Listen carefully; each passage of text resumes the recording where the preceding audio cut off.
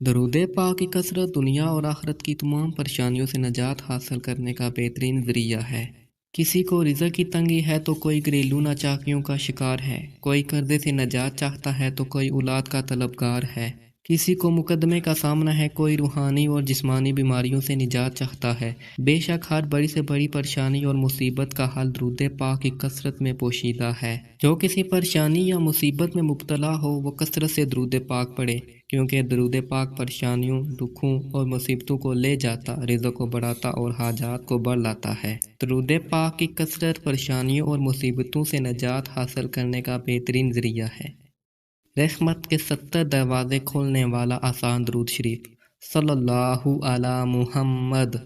اس درود پاک کی شان و عظمت یہ ہے کہ جو یہ درود پاک پڑھتا ہے تو اس پر رحمت کے 70 دروازے کھول دیے جاتے ہیں۔ اس درود پاک کو پڑھنے کے ویسے تو بے شمار فضائل و برکات ہیں، لیکن ایک خاص فضیلت یہ ہے، اس درود شریف کو پڑھنے والا حضور صلی اللہ علیہ وآلہ وسلم کی زیارت سے بھی نوازا جاتا ہے، اور ایک بار درود پاک پڑھنے سے 10 گناہ معاف ہوتے ہیں، 10 نیکیاں لکھی جاتی ہیں، 10 درجے بلند ہوتے ہیں اور 10 رحمتیں نازل ہوتی ہیں۔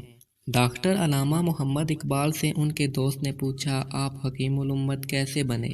اللہ نے آپ پر ایسا کرم کیا ہے کہ آپ کا نام آنے والی نسلوں تک زندہ رہے گا، یہ فضیلت آپ کو کیسے حاصل ہوئی؟ ڈاکٹر علامہ محمد اقبال نے فرمایا، میں نے اپنی زندگی میں 1 کروڑ مرتبہ درود پاک گن کر پڑھا ہے، آپ بھی پڑھیں، ہو سکتا ہے کہ اللہ آپ کو بھی کوئی مرتبہ عطا فرما دے۔ صلی اللہ علی محمد۔ یہ درود شریف مختصر درود شریف ہے۔ 1 کروڑ مرتبہ درود پاک پڑھنے کی نیت یہ ایسی مبارک نیت ہے جس میں دنیا اور آخرت کی کامیابی کا راز پوشیدہ ہے۔